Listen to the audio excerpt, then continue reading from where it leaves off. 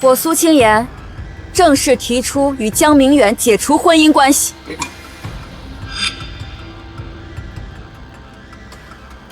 同时，收回18年来苏氏集团向他投资的所有资产，共计100亿。苏清言，你疯了！你跟我离婚，你不要儿子了？儿子，江晨的抚养权，我放弃。当了18年家庭主妇，我在儿子成人礼上向丈夫提出离婚，放弃儿子抚养权。一个女人抛夫弃子的原因只有一个。当初为了不让江明远有心理落差，我隐藏苏氏集团总裁的身份，甘愿做一个家庭主妇，暗中资助他18年，却发现自己养大的儿子根本不是亲生。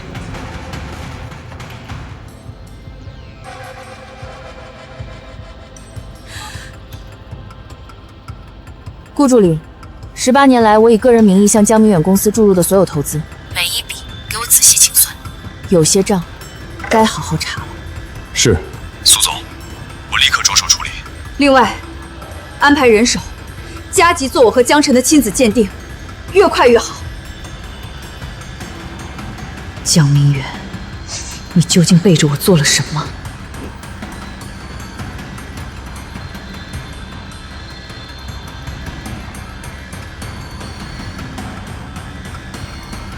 老公，你的手机落茶几上了，我给你拿过去。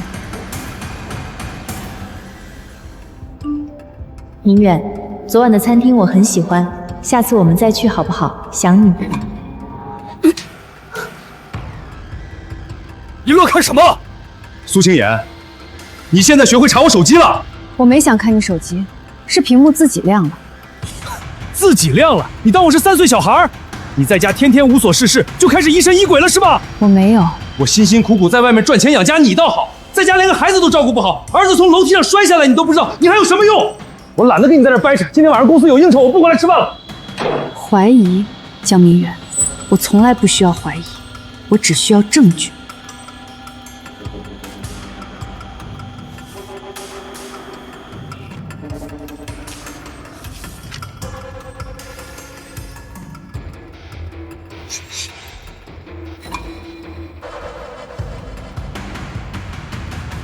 苏总，要不要立即起诉离婚？证据确凿，我们可以……不用。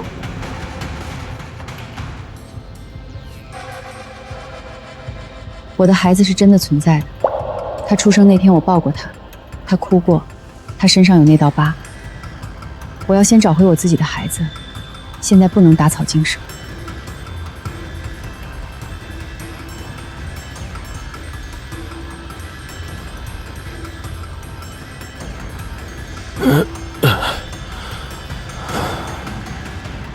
你回来了。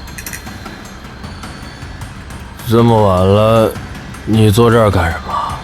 我在等你。怎么又喝这么多酒？对身体不好。行了行了，啰嗦。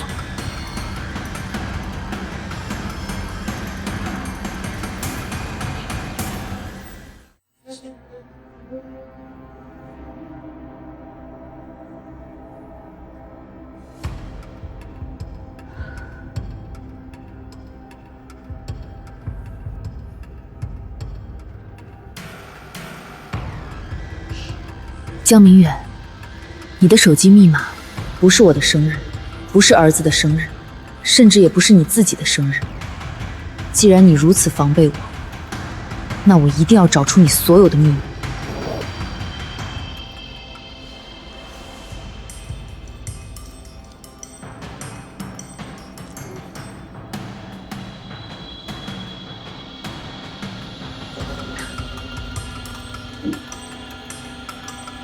李医生，打扰了。今天来是想调取18年前我在这里生产时的全部档案。是，苏总。苏女士，不对劲，您的生产档案里，产程记录、新生儿登记、足印卡这些核心资料全都缺失了。如今在上京，谁还能这样一手遮天？江明远，我真是小瞧你了。原来从江晨出生起，你就安排好了这一切。李医生，我还有一件事要问你，您记不记得当年我儿子刚出生时，他的左耳后面留了一道月牙形的伤疤。对，我记得，我当时还跟您说，孩子太小，这个伤疤恐怕恢复不了。月子里的时候，我也怀疑过，儿子耳朵上的伤痕怎么不见了？但江明远以我一孕傻3年，记错了的理由搪塞了过去。现在看来，他从始至终都在骗我。那才是我的儿子。顾言，去查18年前究竟发生了什么，我要一清二楚。是，苏总。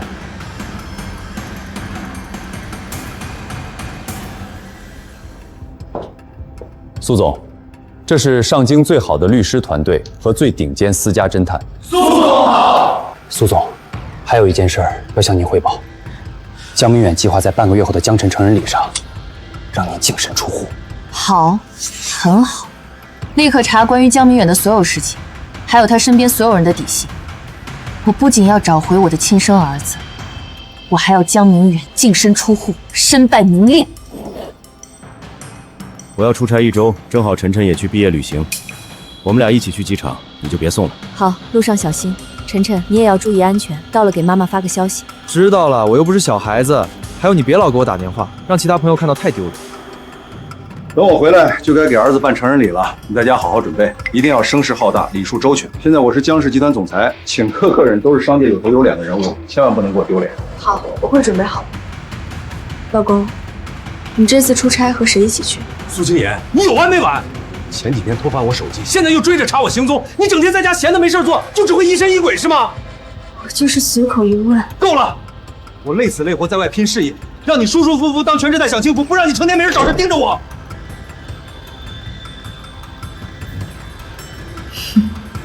江明远，你如今拥有的一切，哪一样不是我暗中给你的？如果有一天你知道我真正的身份，会不会后悔？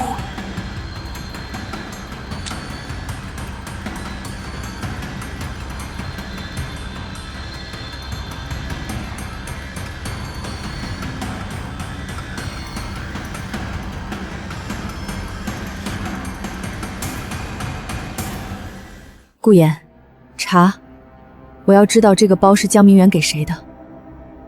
江明远，我以为是你不懂浪漫，不知道送礼物，原来是你的浪漫没给我。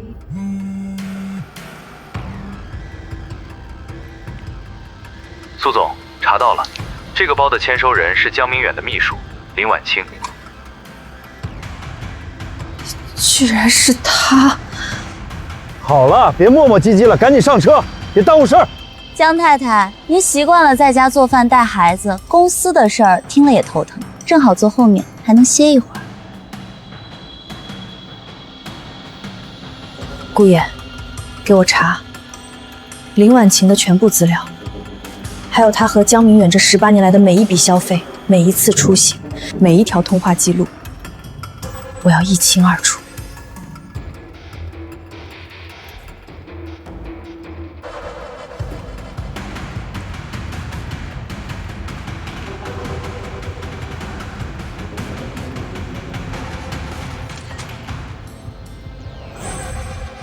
2间房，挨着的。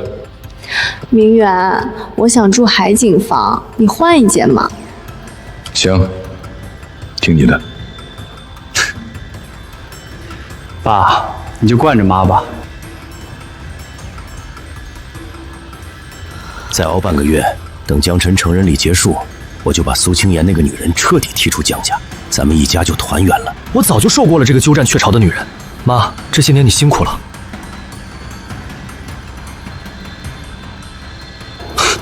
当初要不是苏青言怀孕逼婚，我怎么会娶那个黄脸婆？好在当年把孩子换过来了，不然咱们晨晨就得在外面吃苦。明远，以后这个家就是咱们3个人的了。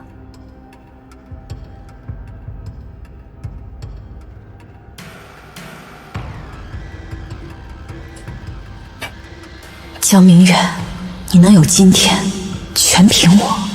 既然你不念18年情分，那我就让你尝尝被欺骗、被算计的滋味。苏总，据公开消息，您生孩子那天，林婉晴在同一个医院生下了一个死婴，不过侦探查到的线索不一样，孩子并没有夭折，而是被送到内省的牧区了。立刻备车，带我去内省，我要去找那个孩子。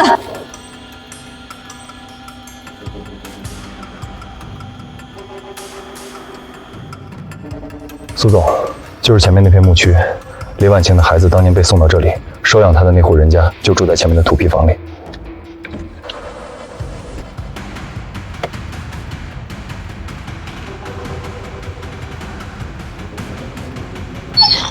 阿莫，快去东山坡地上把塑料瓶子捡回来！嗯。苏总，这孩子叫阿莫，你仔细看他的眉眼，那个神态，和您年轻时候简直是一个模子刻出来的。让你去捡瓶子，你磨蹭什么？养你18年，吃我的喝我的，干点活就给我甩脸子！阿莫，钱呢？这个月该交了吧？我妈把钱全拿走了，我今天去捡瓶子卖了钱就给你们。少废话，都拖欠1个周了，你是不是觉得我们好糊弄？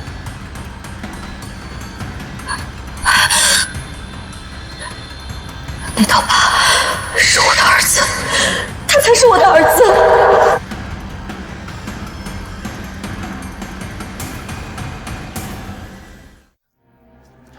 你们干什么？再动他一下试试。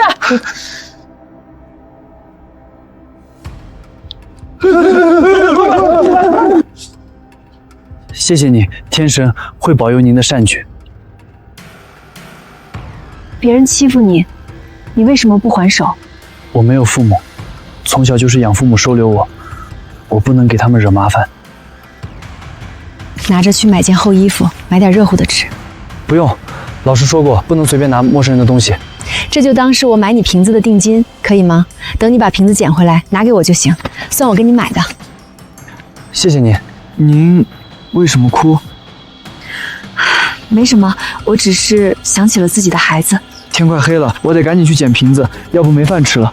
您别难过了，一切会好的，天神会保佑所有善良的人。江明远、林婉欣，你们怎么敢让我的儿子受这样的苦？立刻加急办理阿木的认亲手续，安排专人对接阿木的生活起居。1周后江晨的成人礼，我要让江明远、林婉琴为18年的恶行付出代价。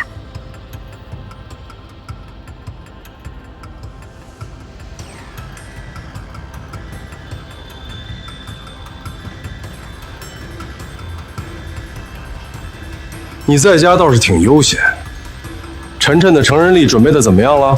宴会定在上京的盛华酒店，邀请的宾客都是你合作过的以及想要合作的商界名流。老公，你觉得可以吗？还可以，我现在身价不菲，早不是当年的江明远了。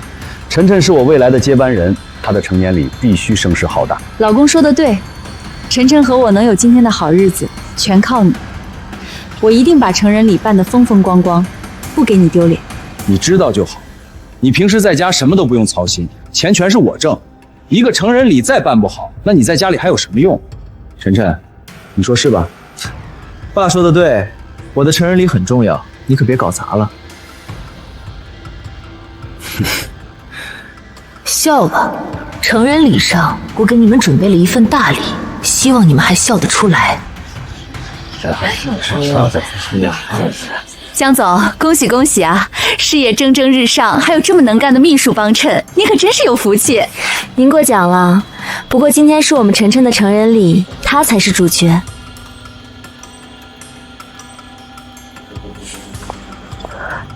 抱歉，我来晚了。不过看这阵仗，江晨的成人礼上压根用不着我这个江太太呢。苏清言，今天这么重要的场合，你现在才到？李秘书是看你没来才把你忙前忙后，你倒好，一来就阴阳怪气，配当一个母亲吗？是啊，我不配他江晨当母亲，那这个儿子我也不要了。苏清言，你说的什么混账话？这可是儿子的成人礼，你闹什么？妈，你是不是非要让我在今天丢尽脸才满意？我到底是不是你亲生的？江太太，不是我说你，你这些年全靠江总养着，吃他的喝他的，还这么不识好歹。江总娶你，真是倒了8辈子的霉。就是江总什么人我们清楚，这么多年从来没说过你一句不是，你倒好，恩将仇报。江太太，你道个歉吧，今天是孩子的大日子，别让大家看笑话。江太太，都是我的错。我是想着今天是晨晨的成人礼，我身为江总的秘书，不能看着场面冷称，才帮着招呼客人。你要是心里不痛快，骂我2句好了。听到没有？连外人都比你懂事，你要是还有一点良心，就赶紧给儿子道歉。江太太，你差不多行了，赶紧认个错吧。道歉，别耽误大家时间。好，是我的错。今天是儿子的成人礼，是我不好，是我无理取闹了。这还差不多。明远、晨晨，谢谢你们这些年来对我的包容，我专门准备了一份厚礼送给你们。感谢各位宾客赏光，来参加江晨的成人礼。我苏清言尽心尽力养了这个孩子18年，今天他成年了，我作为母亲，一定要送他一份永生难忘的成年贺礼。再熬半个月，等江晨成人礼结束，我就把苏清言那个女人彻底踢出江家，咱们一家就能团圆了。苏清言，你在干什么？关掉！立刻关掉！关什么？不是一家人团圆吗？正好让大家都看看。我出差带秘书是公事，晨晨跟同学旅行，我们碰巧住同一家酒店，遇见一起吃个饭，有什么问题？这么多年你待在家里，商场上的事情不懂什么就算了，现在倒好，偷拍自己丈夫，你还有理了？江太太，我跟江总出差是公司的外，江总不带我，总不能带您去啊。遇见晨晨真的是巧合。妈，爸出差带秘书怎么了？今天是我的成人礼，对我有多重要，你就不能懂事点，非要这么无理取闹？这江太太确实过分了，不就是个巧合吗？这么不依不饶。这么说，是我冤枉你了。再熬半个月，等江晨成人礼结束，我就把苏清言那个女人彻底踢出江家，咱们一家就能团圆了。这句话是我编的。江太太，视频可以合成，您不喜欢我，陷害我就算了，怎么能让江总和晨晨这么难堪呢？我陷害你？要不要我把你和江明远的聊天记录投屏，让大家一条条看清楚？苏清言，够了！晨晨的成人礼被你搞成这样，你配当妈吗？就是，你这样做根本不配当我妈。错了，江晨，是你不配当我儿子。江太太，你有火气冲我来？今天是晨晨18岁生日，你非要让他不好过吗？冲你来？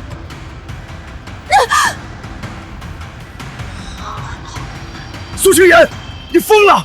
有什么冲我来？凭什么打婉晴？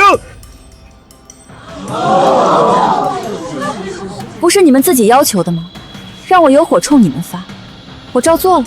你怎么还想为了你的心上人打我？苏清言，你够了！再闹下去，我一定让你后悔！后悔？江明远，我最后悔的就是忍了你这个渣男18年了。你以为这样就结束了吗？苏清言，你还要干什么？江太太，我和江总真的什么都没有，您误会我了。苏清言，我再说一遍，我跟林秘书就是出差聊公事，清清白白，你不要天天疑神疑鬼。疑神疑鬼。江明远，是不是非要我把证据甩你脸上，你才肯承认？证据？什么证据？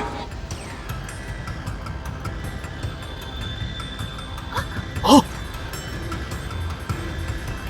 这是江总和林秘书，哪是什么秘书和老板的关系啊？这分明就是情人。刚才还说冤枉了他们，也太不要脸了吧！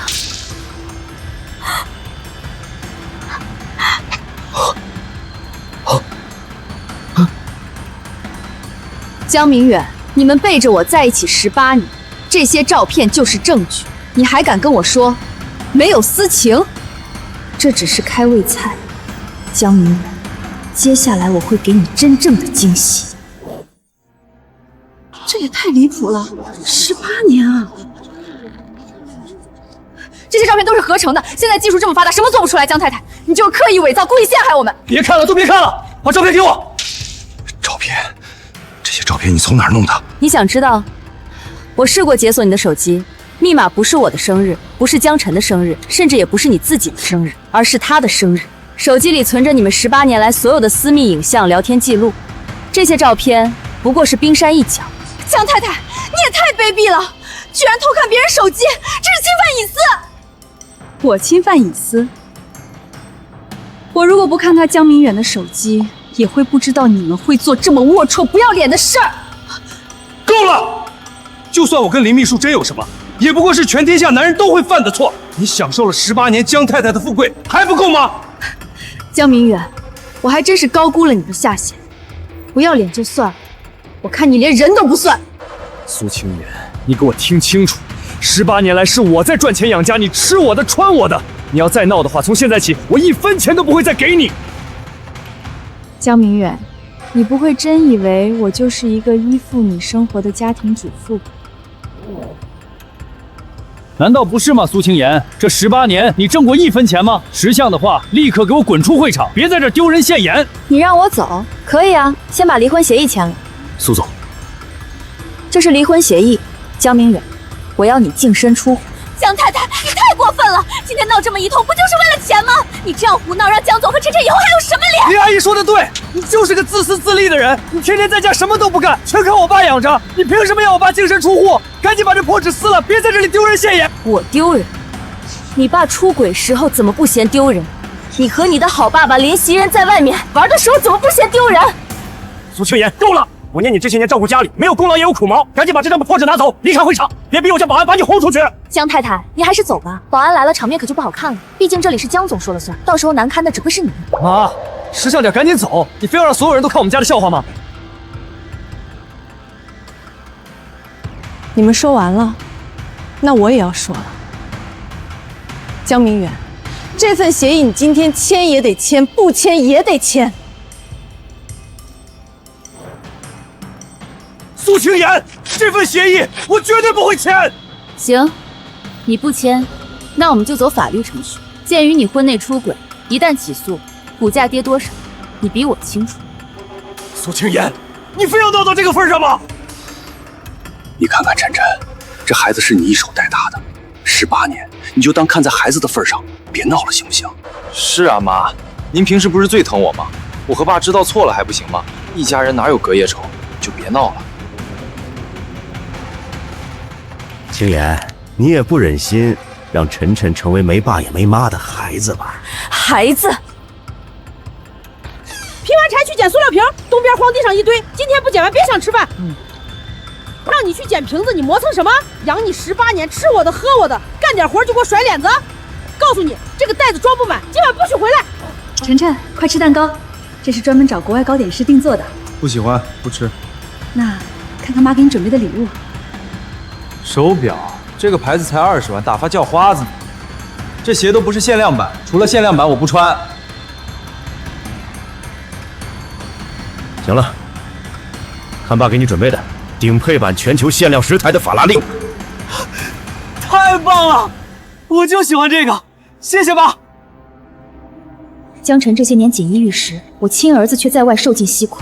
江明远，你调换孩子，以为我不知道，把我当傻子，可真够恶心。江明远，你别想拿江晨道德绑架我，他还不配。苏清言，你不要无理取闹。晨晨怎么你了？你这么说孩子干什么？江明远，你会真以为做的那些事能骗我一辈子吗？江晨根本就不是我的亲生儿子。什么？江晨不是苏清言的孩子，养了18年，竟然不是自己亲生的，还有这种事儿？苏清言，你胡闹也有个限度。晨晨怎么可能不是你的孩子？就是妈，你太让我寒心了。你想和爸离婚，也不能说我不是你儿子呀。江太太，晨晨可是你照顾了18年的孩子，你怎么忍心这么对他？你们3个还真是不见棺材不掉泪，想把人当傻子，那我就让你们看看愚弄别人是什么后果。你拿我的鉴定报告出来干什么？看清楚，江晨的血型 A 型，而我和江明远都是 O 型血。鉴定报告也有可能出错，一家医院的报告不能算铁证。血液鉴定报告你否认，那这份国家权威机构出示的 DNA 亲子鉴定报告你也要否认吗？江明远，我跟江晨不存在母子关系。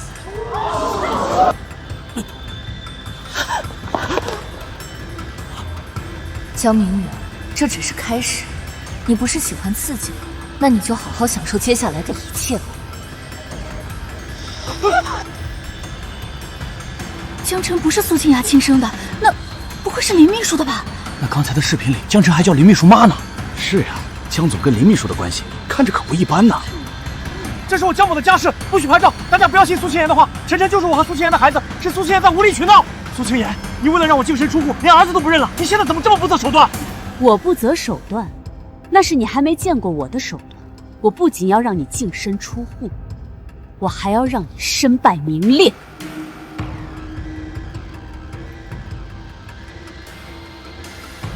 江总，请问您和林秘书的婚外情持续多久了？有知情人透露，您和苏女士结婚前就和林秘书在一起了，是真的吗？江总，有人猜测说江晨是您和林秘书的孩子，这是真的吗？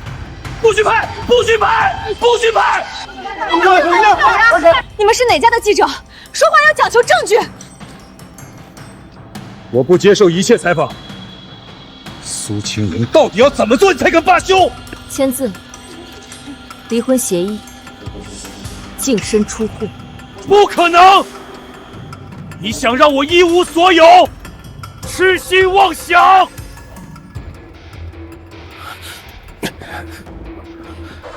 把屏幕关了，把这些记者请走。有什么事儿，咱们回去说。妈，我求你了，咱们有什么事儿回家说行吗？回家？编织了18年谎言的家还能算家吗？江明远，我今天就让大家看看扒了你江总这层皮底下是个什么龌龊东西！您这么个江总的，影响了江晨少爷，对你有什么好处？好处当然是让你们这对狗男女身败名裂！把这个女人给我赶出去！我看谁敢！苏清言，你准备的还挺充分啊！你等这天很久了吧？哼，不会以为就凭几张照片就能逼我净身出户吧？江明远，我从来不打没准备的仗。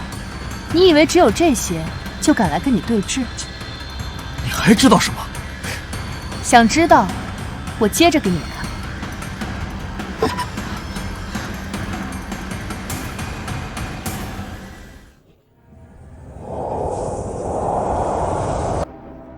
阿莫，快去东山坡地上把塑料瓶子捡回来。苏总，这孩子叫阿莫，您仔细看他的眉眼，那个神态，和您年轻时候简直是一个模子刻出来的。让你去捡瓶子，你磨蹭什么？养你18年，吃我的喝我的，干点活就给我甩脸子！这是谁？你放这些乱七八糟的干什么？妈，你放这个陌生孩子的视频是什么意思？想演苦情戏？苏清言，你为了闹事找个不相干的孩子来演戏，你不嫌丢人？你们不知道，那我告诉你，这个在牧区受了18年苦的孩子，才是我和江明远的亲生儿子。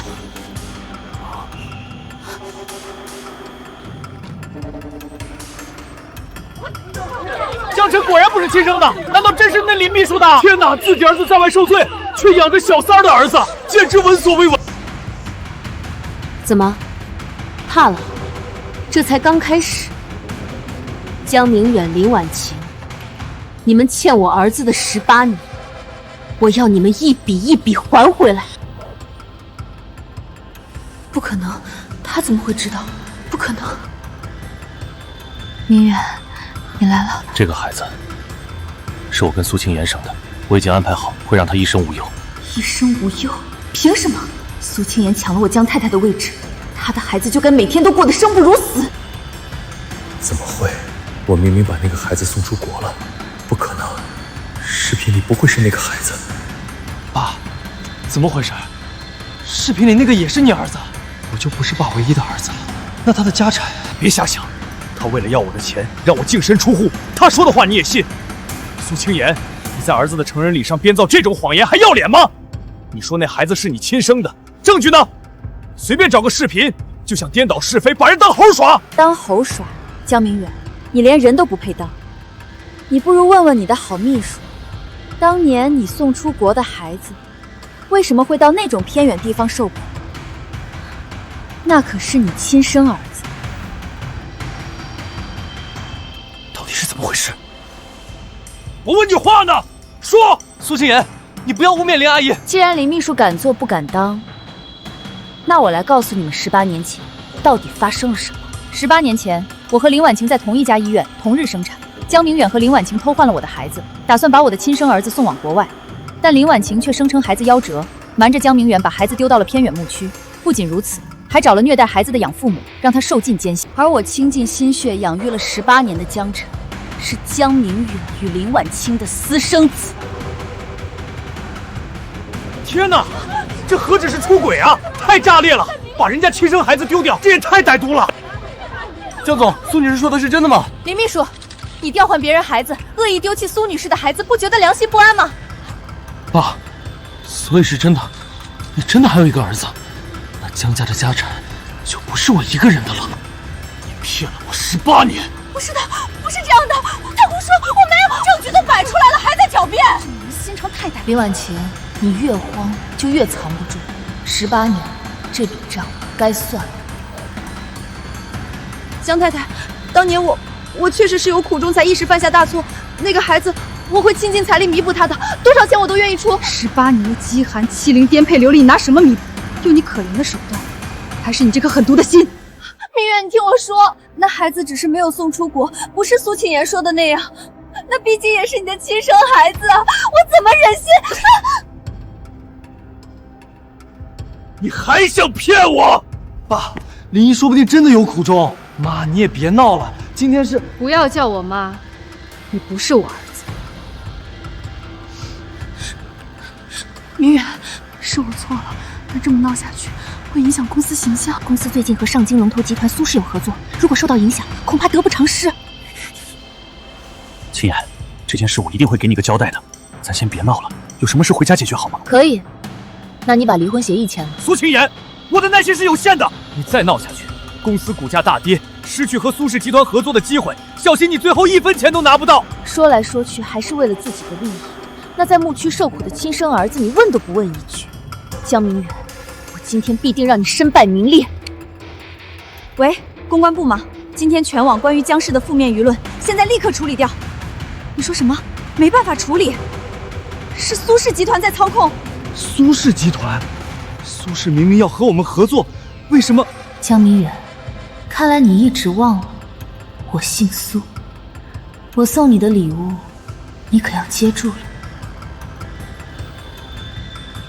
是你，一定是你，是你联合苏氏。苏青言，你以为你能赢吗？虽然不知道你是怎么搭上苏氏的，但我告诉你，如果我倒了，你也别想好过。苏青言，你可能不知道，这18年来，不管是项目还是资金，只要明远公司出现问题，苏氏就会帮忙。两家合作多年，交情深厚。没错，我只要打个电话给苏氏的顾特助，这点危机很快就能化解。反而是你利用苏氏，当心吃不了兜着走。江明远，你真是蠢到家了，你就没想过这18年，你从苏氏获得的一切都是我给你的，我能给你一切，自然也能收回。你给我的，你要不要听听你在说什么？你以为你姓苏就是苏氏集团的总裁了？如果我说我就是呢？江太太，你是疯了吧？在家当了18年全职主妇，怕是连公司大门朝哪儿开都不知道吧？婉晴说的对，你要是苏氏集团的掌权人，那我就是上京首富。我看看谁敢妄称上京首富。这不是苏氏集团的顾特氏吗？江太太冒充集团总裁的事不会被发现了吧？那江太太岂不是死定了？顾特叔，您来的正好，是我的错，没管好我太太。她敢冒充苏氏集团的总裁，我回去一定好好管教她。哼，顾特助，不好意思，江太太只是当家庭主妇太久，见识短，做错了事，可千万不要因此影响了我们两家的合作啊！你说她见识短，你也配？苏总。苏总好。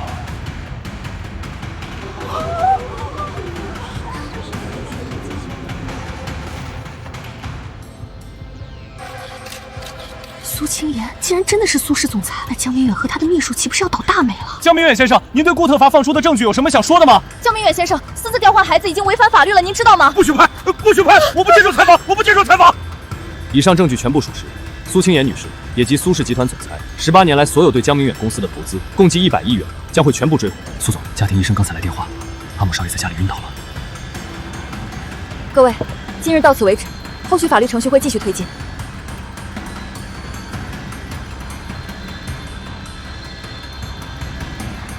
给我来。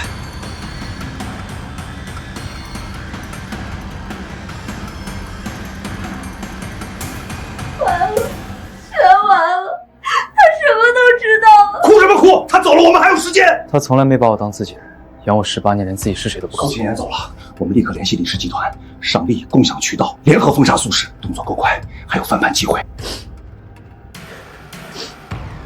苏青言，你从来没真心对过我，你养我18年，就是为了今天把我踢开吗？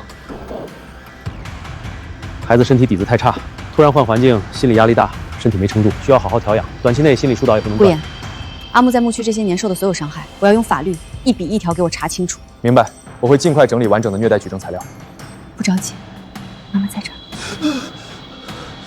我梦到那个院子了。这里不是那个院子，你看窗外，能看见路灯。那个院子没有路灯，那个院子没有路灯，没有暖和的被子，没有人在半夜等着给你倒水。阿木，那些日子都过去了。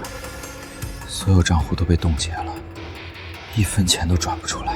苏轼，他什么时候动的手？那我们怎么办？等着被传唤吗？苏青言，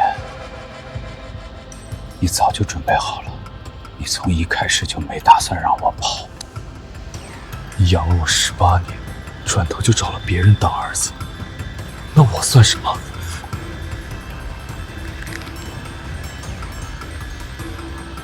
我不会就这么认了的。苏总，所有证据整理完毕。DNA 鉴定报告、医院生产档案确实证明，牧区收养记录、养父母虐待取证、林婉晴与江明远的通话记录、资金流水全部齐备。罪名涵盖拐卖儿童、虐待未成年人、婚内恶意转移夫妻共同财产、伪造医学记录。根据现有证据，主要责任人林婉晴和江明远量刑起点在10年以上，涉事医护人员、牧区养父母证据同样清晰，可分别追诉。报案材料全部准备好，今天下午递交公安机关。是，苏总。钱可以不要，但这18年他们必须还。我要法律给我一个公道。另外，帮我准备阿木的户籍和学籍资料，他该到学校去好好学习，名字就改为苏念。是。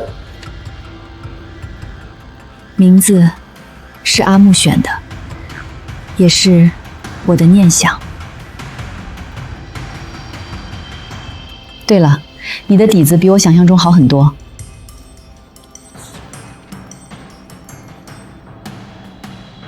休息一下，吃点水果。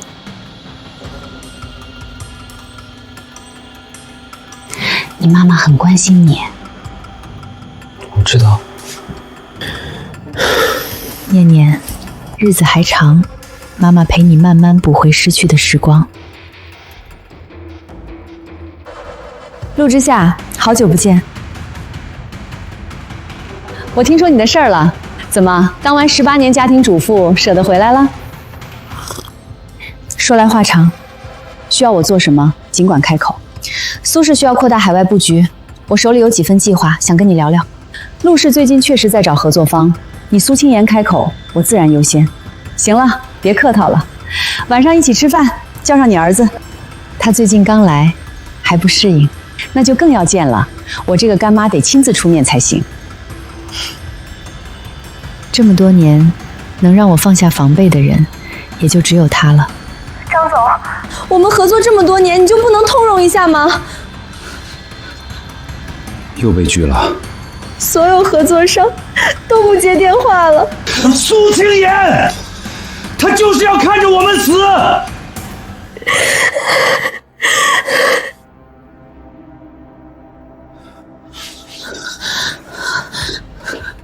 请问是林婉晴和江明远吗？我们是上京市执法部门的，现依法传唤你们配合调查。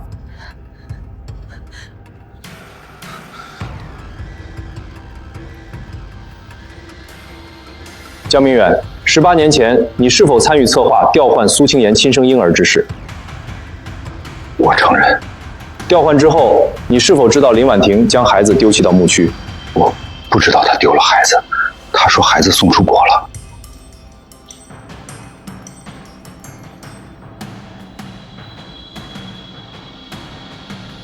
林婉晴，你当年将苏念丢弃到牧区，是否明知养父母会虐待她？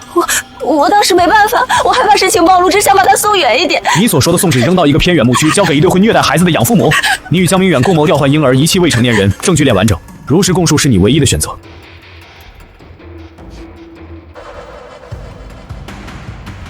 苏总，警方来电，江明远和林婉晴均已交代犯罪事实，涉案的医护人员和牧区养父母也已全部被控制。知道了。18年，那些伤害过你的人，很快就会付出代价了。以后的每一天都会比昨天更好。现在开庭，公诉人陈述案情。经依法查明，被告人林婉晴与江明远合谋调换苏青言之子，林婉晴将其非法遗弃，交由不具备抚养能力的养父母抚养。同时，被告人江明远在婚姻存续期间与林婉晴保持不正当关系，并共同隐瞒非婚生子江晨的真实身份，致使苏青言在不知情的情况下抚养江晨18年，构成欺诈。被告人林婉晴，你对指控有无记忆？我承认，是我当年鬼迷心窍，我认罪。被告人江明远，你对指控有无记忆？没有异议。终于等到这一天了，不是报复，是公道。休庭，择日宣判，全场人员起立。苏青言，对不起。这句话留着跟念念说吧，迟来了18年的对不起，没有任何意义。念念这些年受的苦，不是一句道歉能抹平的。苏总，所有材料已按庭审要求梳理完毕。DNA 鉴定、医院档案、资产流水、虐待取证，每一份都经过双重核验，没有疏漏。庭审的事交给你们，我只要求一点，他们必须为这18年的所作所为付出代价。明白。苏总，开庭日期和律师团队的模拟庭审时间都已确认，您可以放心调整时间安排。法律会给我们公正的审判，念念，你会越来越好的，一定。你之前的自学底子很不错，虽然没见过正规课表，但基础概念都在。加上这几周的进度，再补2个月就能跟上学校的节奏。我想在高考前把所有课都过一遍。以前在牧区捡到别人丢的课本，我翻了一遍又一遍，现在终于能堂堂正正地坐在书桌前学了。恭喜苏念正式入学。一个牧区来的乞丐，凭什么过得比我好？苏念，你也配？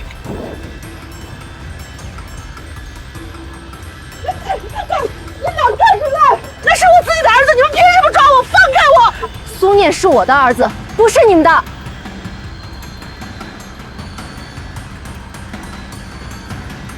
你可以跟他们说话，也可以不说。你们虐待我的时候，我真想逃，现在我不怕了。以后我有家了。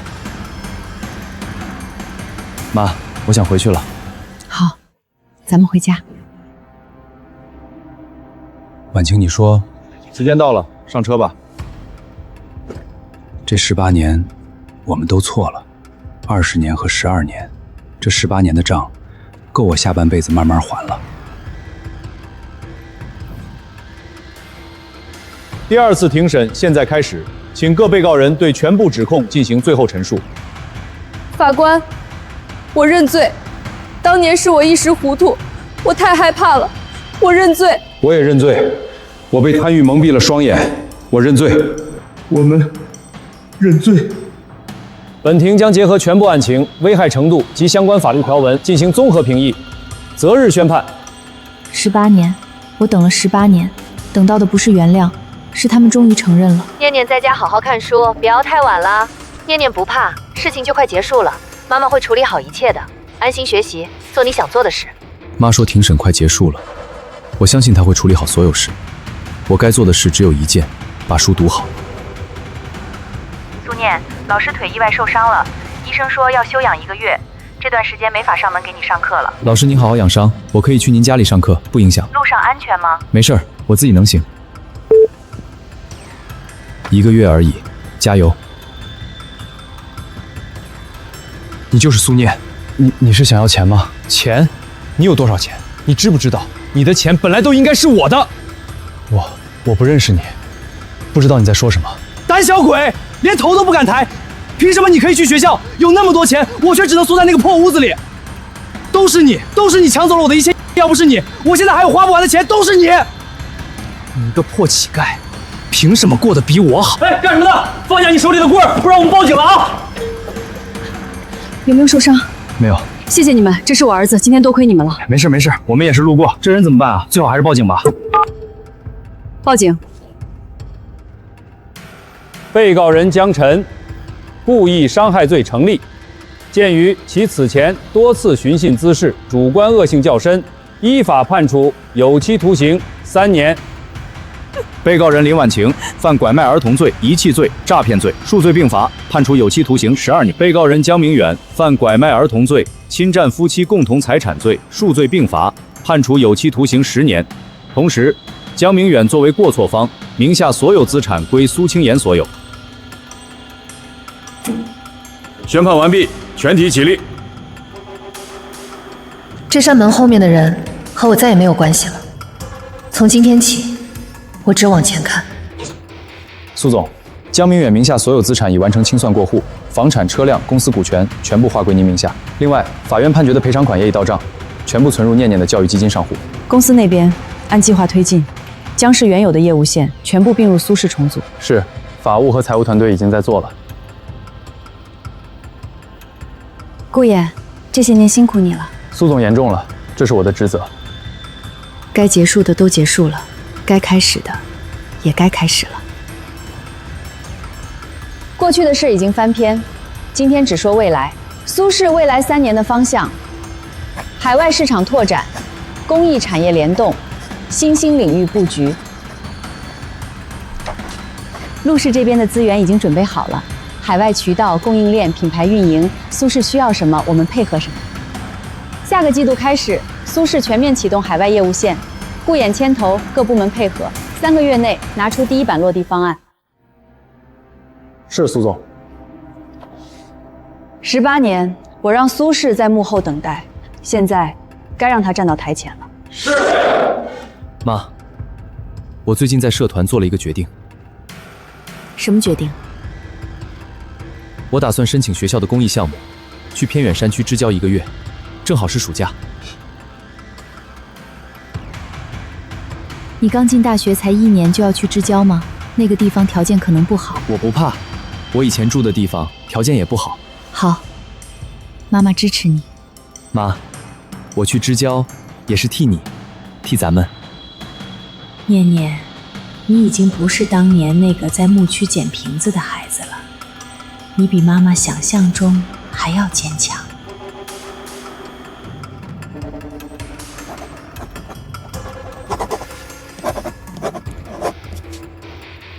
苏念，你真要去支教啊？山区条件挺苦的。我知道，我就是从那种地方出来的。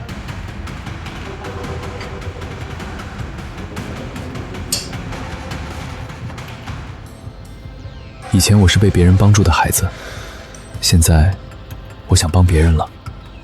你就是苏念同学吧？欢迎欢迎！这些孩子正在备战高考，正需要你这种人才。校长好。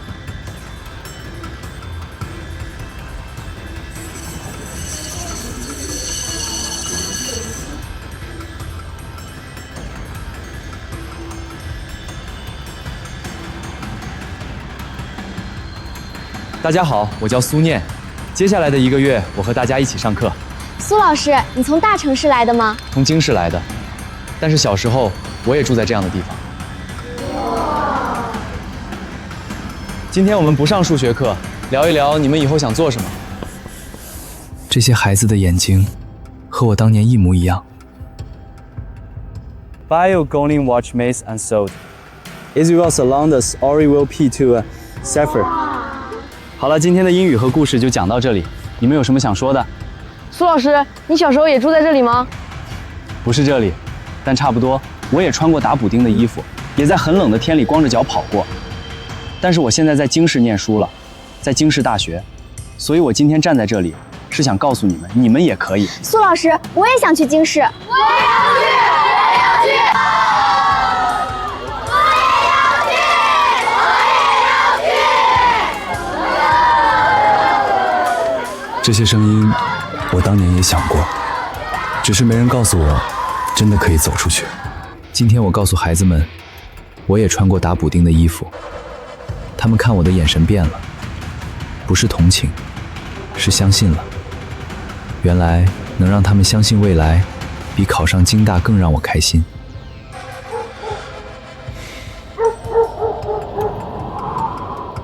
妈，这里的星星和牧区的一样亮。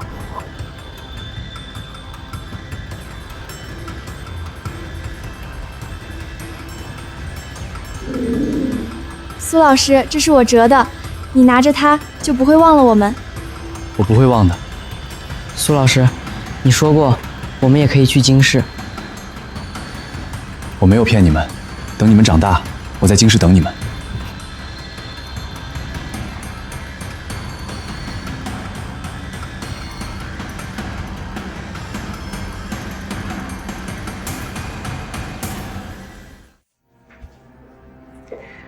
黑了。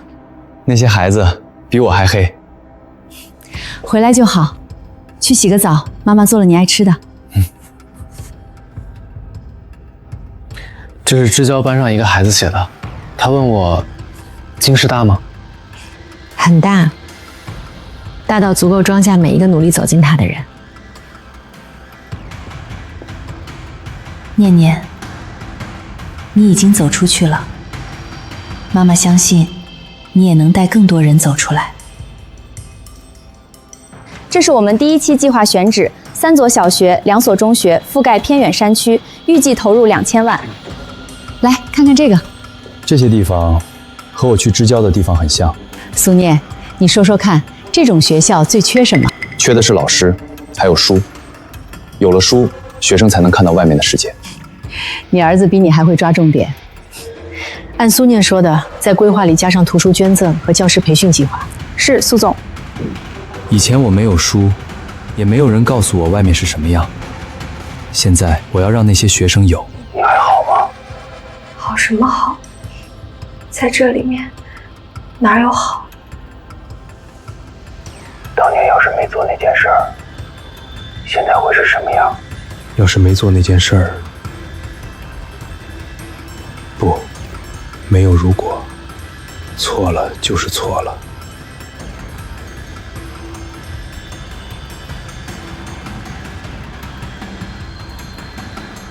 今天，这所学校正式落成，它将为山里的学生们提供课本、教室以及走出去的可能。苏老师，你还记得我吗？我现在有新课本了，我高考肯定能考到京市。记得，这支笔送给你，好好写，还有1年，写到京市来。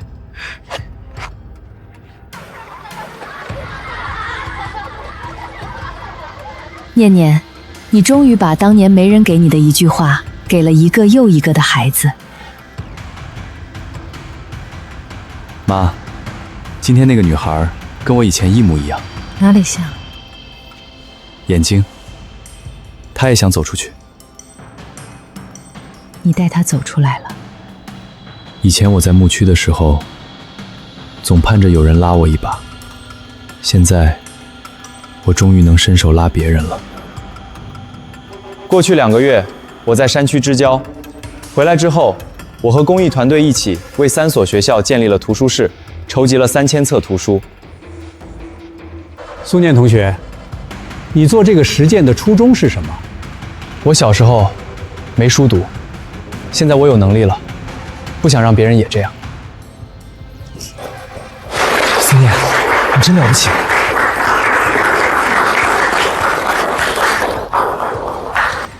你儿子现在可是学校的名人了。我今天去京大谈合作，好几个教授都提到他。他自己走的路。讲真的，苏念这孩子比你想象的更强大。他去支交的时候，同行的同学说，他总能注意到角落里不说话的学生，会主动走过去坐在他们旁边，也不多说话，就那么安静地陪着。他一直都是这样。以前在牧区的时候，别人欺负他，他不还手，也不告状。现在轮到他有能力了，他不欺负别人，他去帮别人。你把他教得很好，不是我教得好，是他自己选择长成现在的样子。过去2个季度，海外业务线同比增长35%。未来1年，苏氏将覆盖东南亚、中东2个新市场。苏总，海外团队已经组建完毕，首批项目预计3个月后落地。3年前我刚回来的时候，苏氏是一个在幕后等待了18年的名字，现在，他是站在台前的名字。接下来，我们要让他成为名字背后那个真正改变一些事的存在。是，苏总。苏清言，我有时候真羡慕你，儿子这么懂事，事业也越做越大，你也可以有一个。算了吧，我可没你这耐心。不过我认了，苏念这干儿子我认定了。干妈，这一生比赚1个亿都值。18年前的这个时候，我在江家的餐厅里等一个不回家的人。现在，我在自己的院子里喝茶，身边坐着儿子和最好的朋友。时间真的会把对的人带到对的地方。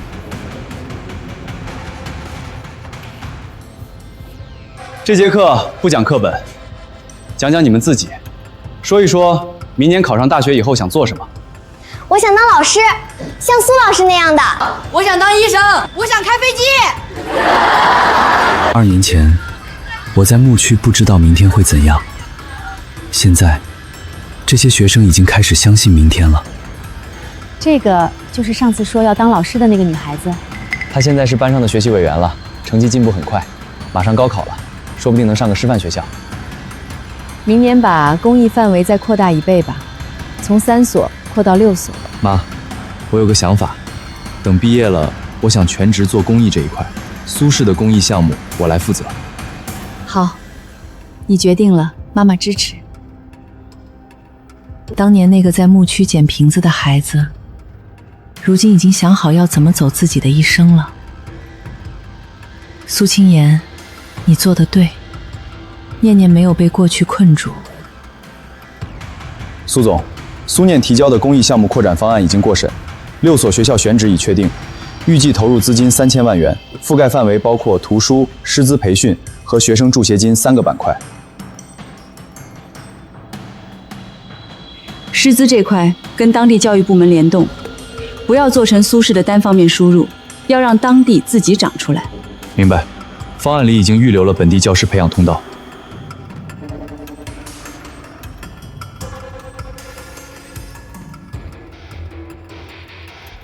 顾言，你说他像我吗？苏念比您小时候柔和一些，但那股拗劲儿一模一样。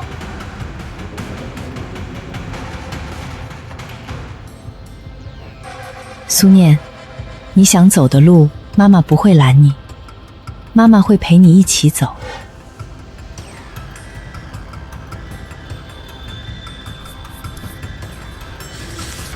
苏老师，京师大吗？有人问我京师大吗？我告诉他，大到足够装下每一个努力走进它的人。现在我想，这句话我要跟更多的孩子说。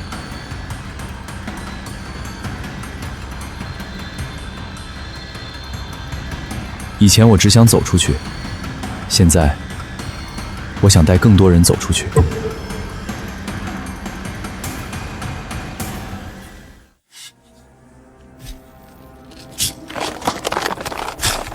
你铲土的动作挺熟练啊！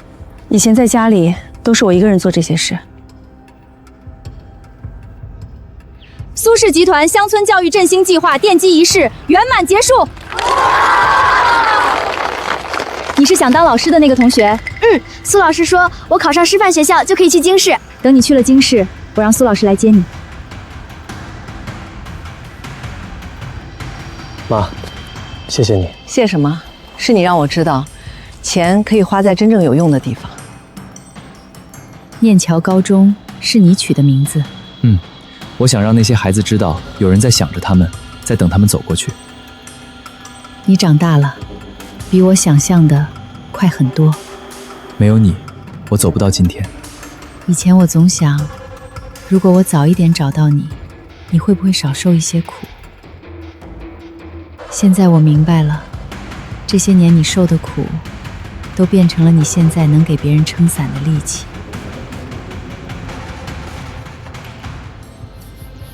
今天我们的作文题目是关于未来，有谁来说说你们理想的未来是什么样吗？我未来想要当老师，我会考上师范学校，像苏老师那样回馈这里。好，老师等你。当初我在那个破旧的教室里问孩子们梦想，现在他们坐在新教室里回答。原来，改变就是这样一点点发生的。你都上封面了，比我们陆氏当年上市还轰动，写得太夸张了。我只是做了该做的事。苏青言，你做的事不是所有人都能做，你不仅拿回了自己的，还往外给了很多。有你在我旁边，我才能做得成这些事。这个女人18年没变过，该忍的时候忍，该出手的时候，谁都比不上她。过去1年，6所学校全部建成并投入使用，受益学生超过3000人。本地教师培训计划已覆盖42名乡村教师。苏念同学，这个项目的可持续性你是怎么考虑的？我们不只是建学校，我们在做2件事，让当地老师有能力自己教下去，让学生有动力自己走下去。所以，这个项目会一直持续。你做的这些，比很多博士生做的课题都有意义。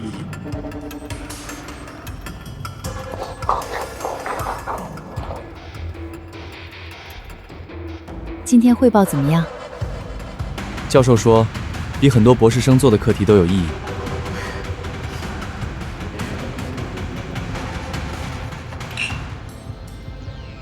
来，干一杯，敬我们苏念同学3年从牧区走到京大讲台，这不是谁都能做到的。敬我妈妈，没有她，我不会站到那个讲台上。3年前，我站在成人礼上撕碎一切；3年后，我坐在这里听我的儿子敬我。这3年，值得。乡村教育计划第1阶段已经完成，接下来我们启动第2阶段，覆盖6个省，新建20所学校，培训200名乡村教师。苏总，资金方面已经测算完毕，整体投入预算约为1.2亿元，财务部确认资金链可以支撑。20所学校只是一个起点，我要让每个省都有我们的学校。所有资源调配由顾衍牵头，各部门配合，2周内出执行方案。是。3年前，我的世界只有江家那么大，现在我的世界是一张地图，这上面每一片被标红的地方，都有一群孩子在等着看到更大的世界。这里教育资源最薄弱，我建议第1批先覆盖这个区域。好，另外，我在想一件事儿。你说。我想把苏念培养成这个项目未来的负责人，不是挂名，是真正让他牵头。你确定他准备好了？他早就准备好了，是我在等他开口。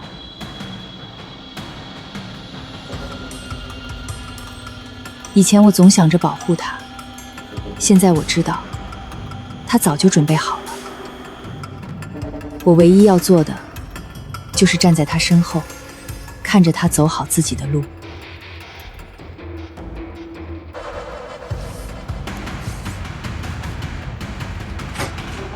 苏念，你看到通知没？你被正式任命为公益项目负责人了，直接挂在你妈公司下面，这比毕业去大厂还厉害啊！看到了，你咋这么淡定？这对你来说是大事儿啊！我早就想好了，要把这件事做下去，现在不过是正式定了。苏念，你行。你是我见过最稳的人。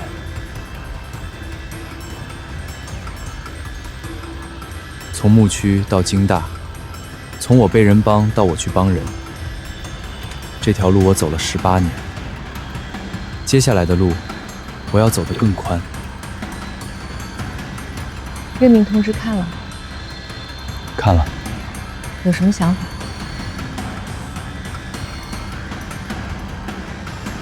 我想把公益项目做成一个独立品牌，不挂在苏氏下面，单独注册一个基金会，这样能吸引更多社会资源，也能走得更远。我本来以为你会担心做不好，你比我预想的多想了3步。苏念，你已经不是那个需要我挡在前面的人了，现在我能在你身后看着你走，比我自己走更安心。好了，基金会的注册手续全部完成，名称念桥公益基金会。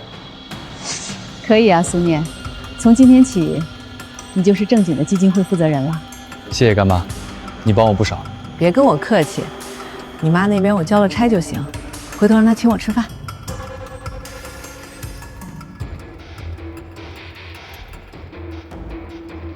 念桥，念是思念，桥是通往未来的路。这是我想让每个孩子都拥有的东西。念桥，你取的名字？想告诉那些孩子，有人在想他们，有人给他们搭了桥。你做得好。妈，基金会第1笔钱，我想用我自己的积蓄，你给的教育基金，我拿出一部分来做启动资金，苏氏的资金放在下一批。好，你自己定。以前我是拿别人钱的那个，现在我要用自己挣的钱去帮别人。这座学校的名字叫念桥，意思是有人在想着你们，也在给你们搭一座去往未来的桥。苏老师，我成功考上大学了，我会努力，以后我也要建一所这样的学校，也取名叫念桥。好，我等你。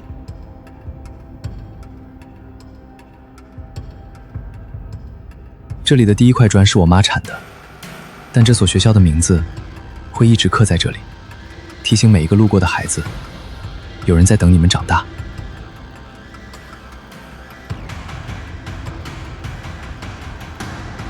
这个女孩跟当年的你有点像，一样的眼睛。所以我想让她走得更远。你从牧区走到了京市，现在你要带更多的人走这条路。苏念，你已经不需要妈妈为你操心了。你儿子这个基金会1年不到就覆盖了6个省，说实话，比我陆氏当年做的第一个公益项目快多了。他比我急，他总觉得时间不够用，想让每个孩子都在上学之前就有人告诉他，你可以走出去。我有个想法，明年年初我们陆氏和苏氏联合举办一个公益盛典，把你们母子俩推到台前，让更多人知道念桥是怎么回事儿。好，但主角不是我，是苏念。你这个人真是把最好的都给他了。以前我没能给他18年，现在我有的，能给的，我都会给他。以前我不明白为什么偏偏是我，现在我明白了，老天让我受那些苦，是让我将来能帮更多的人。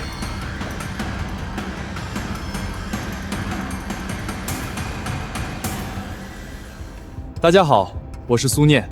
3年前，我还在牧区的土坯房里劈柴。今天，我站在这里，讲我的故事。我曾经没有书读，没有人告诉我外面是什么样。现在，念桥基金会为超过8000名乡村学生提供了教育和陪伴。这不是我一个人的功劳，是我的母亲、我的干妈，还有每一个捐款的人一起做到的。他比你会说，他比我更知道这些话对听的人来说意味着什么。所以我想请我的母亲上台，她给了我第2次人生，也给了8000个学生第1次人生。我站在这里，不是作为苏氏总裁，是作为一个母亲，一个花了18年才找到自己孩子的母亲。但如果那18年能换来今天这一刻，我儿子站在这里说要帮8000个学生走出去，那我不后悔。所有错付的时光都在这里变成了对的事情。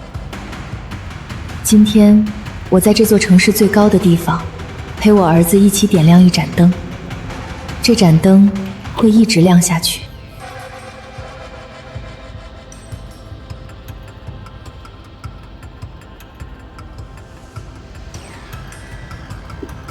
苏总，这是上个月新增的资助名单，一共327个学生，覆盖了3个新地区。小梅的情况单独建档，学费和生活费全免，安排志愿者定期回访。明白，我马上去办。每一个红点都是一个学生的人生，我要确保每一个都被接住。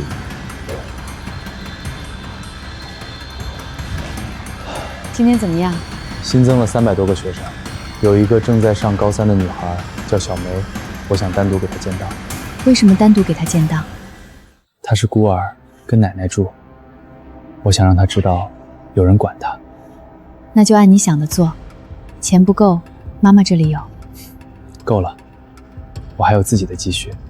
她在用我能想象到的方式，去弥补她自己小时候缺失的一切。苏念，你已经走得很远了。小梅，我是苏念，以后你的学费、书本、吃饭都由我来负责，你只要做一件事，好好学习。我不用干活了吗？不用了，你唯一要干的活就是好好读书，迎接即将到来的高考。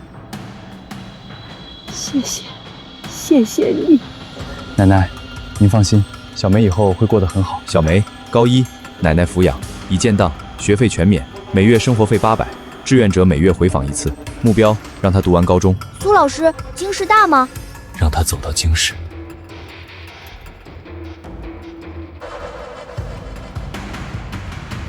那张纸条我一直留着，以后会有更多学生的纸条为我留下。海外市场那边，陆氏的渠道已经全部铺开，苏氏的产能和品牌正好填进来，这是个双赢的局面。战略上没问题，但我有一个附加条件，所有海外项目的利润5%进入念桥基金。明白，我会在合同条款里明确这个比例。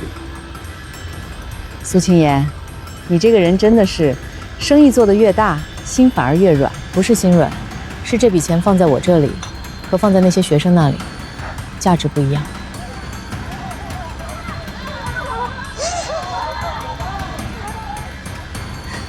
苏老师，我这次考试考了全校前10，不错，继续加油。等你下次再考进前10，我送你一本书。好，我一定。以前我也在操场上跑过，但那时候我穿的鞋是破的，脚趾露在里面。现在这些孩子不用再那样跑了。这个季度我们又新增了15名资助对象，总数已经突破500人。但我希望明年这个时候，这个数字变成2000。苏总，2000人意味着每年需要增加将近600万的预算。目前基金会的资金链、资金的事儿我已经安排好了。苏氏海外业务那边有固定比例会转入基金会，另外我也会启动企业合作计划，钱会有的。明白。以前我连自己下一顿吃什么都不知道，现在我要规划2000个孩子的未来，这条路我要走得更宽一些。妈，我有个想法，以后每一年念桥基金会的年报，我想让你来写序。为什么？因为是你让我知道一个人能给别人什么。年报是给别人看的，但序是写给所有像我们一样的人看的。好，我给你写。那18年我写过的唯一文字是江家的购物清单，现在我儿子的基金会年报上要有我写的序了。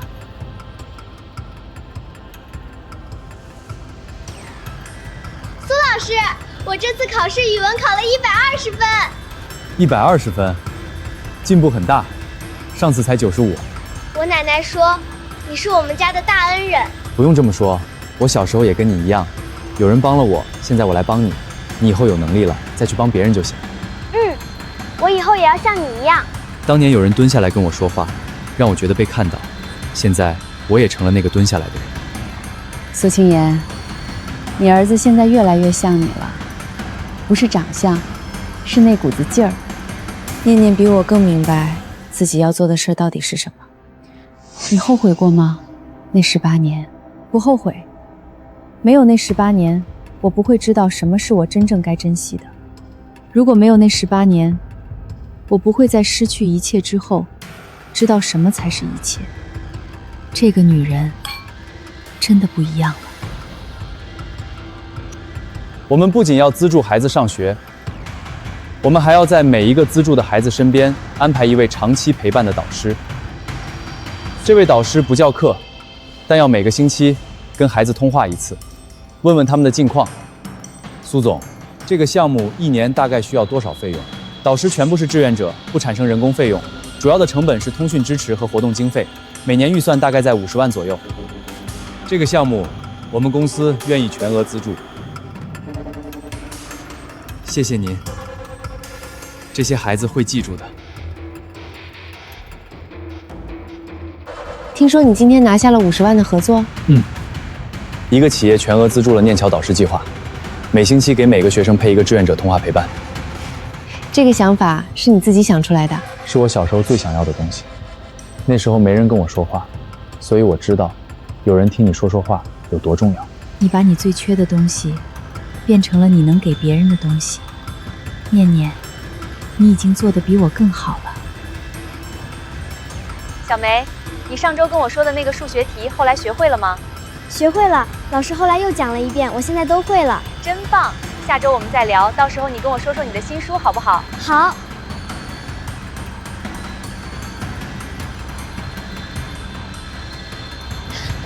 苏老师，我这次全县竞赛拿了第3名。第3名，很厉害。有没有想过去哪个大学？我想去京大，老师说我只要再提升100分，应该能考上。等你考上了，我亲自送你去报到。那我们说好了。他们都要考大学了，还要上京大，这条求学之路正在被他们自己走出来。苏总，导师计划上线第1个月，已匹配237个志愿者，全部完成了第1次通话，反馈非常好。保持回访频率，每个月整理1次通话记录，重点关注那些情绪反馈不太好的学生。我要确保每一个学生都在被好好接住。是，苏总，我们已经安排了专门的回访小组，会按月跟进情绪状态数据。这些红点背后不是数据，是237个正在被倾听的学生。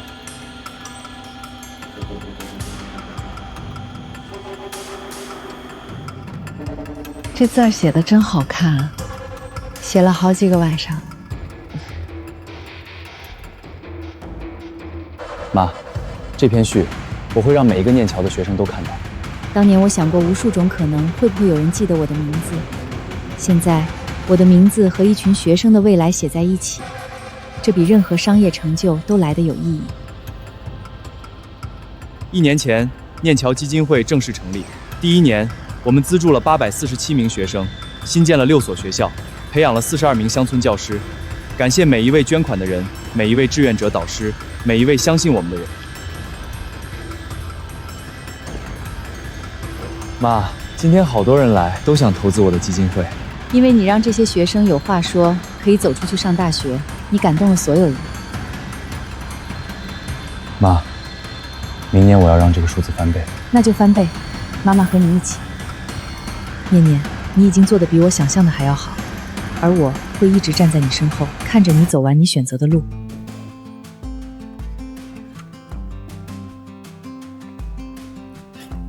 念侨高中第2所，后面还有20所。以后每年新建5所，直到每个需要的学生都能在家门口走进来。顾言，把苏念基金会的年度预算再追加20%。是，苏总，我马上去安排。我儿子在改变世界，我能做的就是给他更多弹药。妈，谢谢你，不是谢谢你这段时间的支持，是谢谢你当年没有放弃找我。我从来没想过放弃，就算再找18年，我也会找到你。从牧区到今天，从找到他到站在他身边，我用了18年走完这条路，但现在回头看，每一步都值得，因为路的尽头是我儿子正在给更多孩子铺路。念侨，念是思念，桥是通往未来的路。苏念，你已经把桥搭好了，接下来等孩子们自己走过去。第1所念侨高中开学的时候只有3个班，现在第2所已经有8个班了。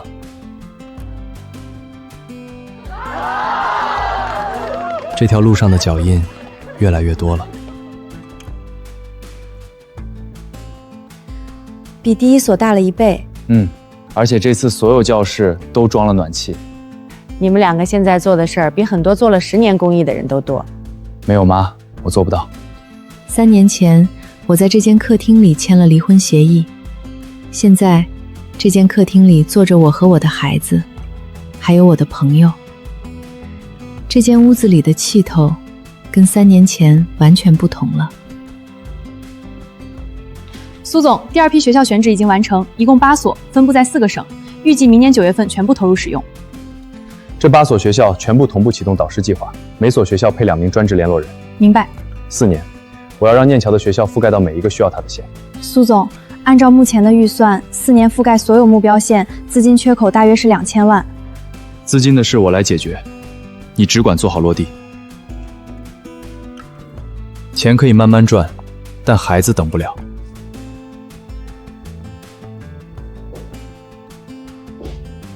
听说你定了4年覆盖所有目标县的目标。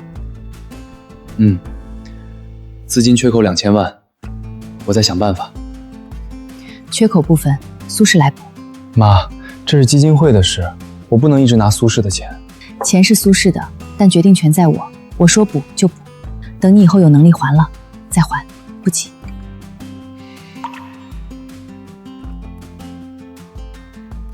以前我以为，一个人最强的时候是靠自己。现在我知道，有人愿意站在你身后，才是最强的时刻。未来5年，苏氏集团将向念桥基金会投入1亿元，这笔钱将用于新建50所学校，培训500名乡村教师，以及为5万名孩子提供助学支持。苏总，这笔投资占市年度利润的比例是多少？不高于10%，但它的价值不在于比例，在于它会改变多少个孩子的未来。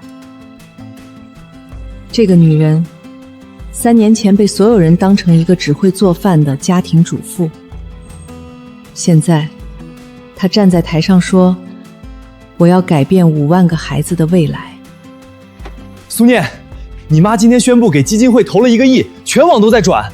我知道，1个亿啊，你都不激动？我更激动的是，这5万个孩子能走出来了。苏念，你真的是不一样的人。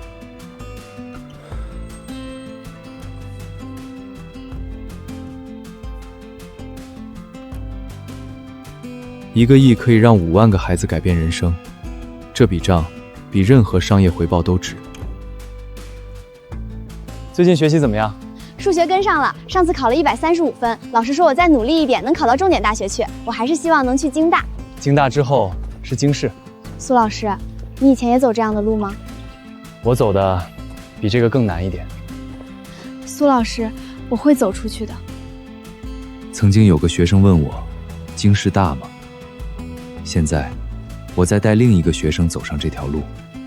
1座桥不够，我就建100座。今天又去山里啦？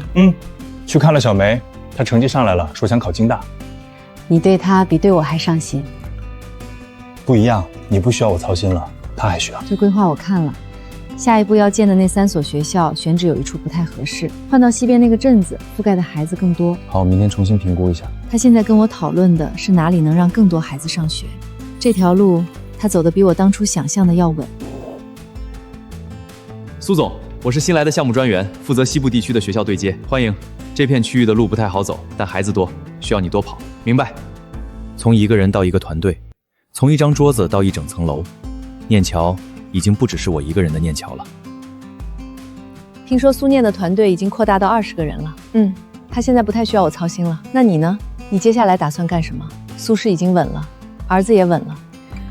我想做一件事，把我和苏念的经历写下来。好啊，书名我都帮你想好了，叫什么？念桥。念桥，念是思念，桥是通往未来的路。这个名字属于苏念和那些孩子，也属于我。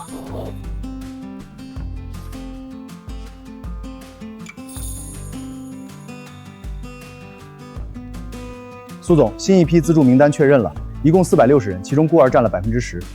照常安排，所有孤儿单独建档，标配导师。明白。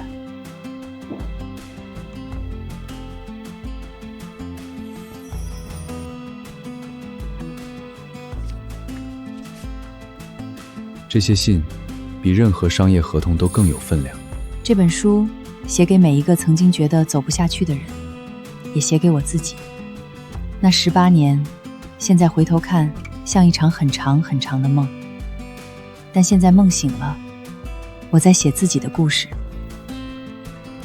苏老师，马上我要高考了，我肯定会考师范大学。师范大学，想当老师？我也想像你一样回来教他们。好，等你考上，我亲自送你去报到。苏老师，那我呢？我也想上京市的学校。那你先把数学考及格了，我再来谈。从前我孤身一人，如今我身后有一群学生正不断前行，不只是小梅，还有许多学生都渴望成为老师，回报乡村稀缺的教育资源。这件事我会坚持一生。你在写书？想把这些年的事儿写下来，不是给别人看，是给自己一个交代。写完了，我想看。等写完。以前我以为那段故事讲出来会很难，但现在我坐在这里写，旁边坐着我的儿子，我才知道，原来讲出来的这一刻，伤口早就好了。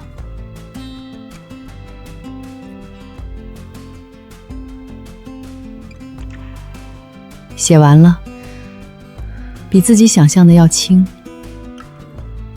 原来把所有的事写下来，放下的那一刻，是真的放下了。你写完啦？这么快？写了好几个月了，今天刚收尾。我能拿回去看吗？本来就是写给你的。